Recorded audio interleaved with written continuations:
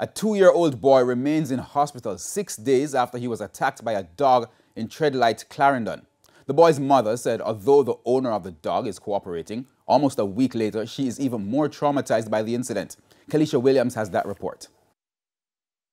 An open yard, no fence, a safe haven for dogs. No, I don't have a dog for myself. I never have a dog. Every dog just come, and when they come, they didn't leave, they just stay.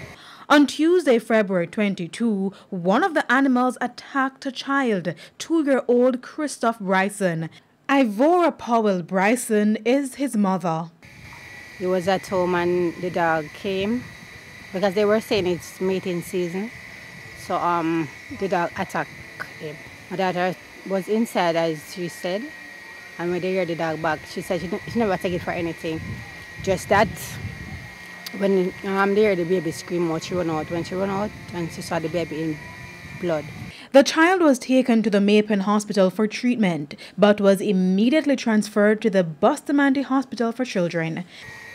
Thank God, hopefully he didn't have to do surgery on his lip. That's where the dog bit him right out at the top lip and on his eye, the right hand side.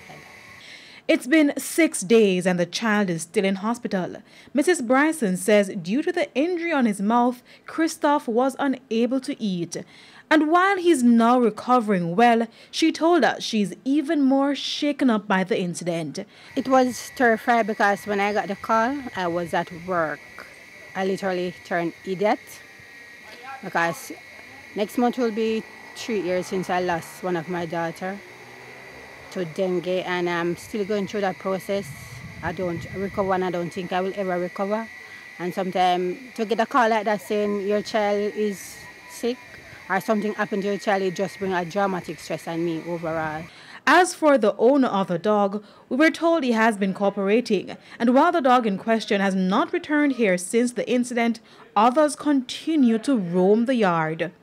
The incident comes almost 2 years after a 5-year-old boy was mauled by a pack of dogs in St. Anne. That same year, the House of Representatives passed the Dog Liability for Attacks Act 2020, which imposed tough financial or custodial penalties on owners held responsible for their animals causing death or serious injury to a person.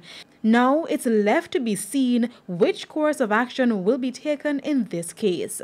Kalisha Williams, TVJ News.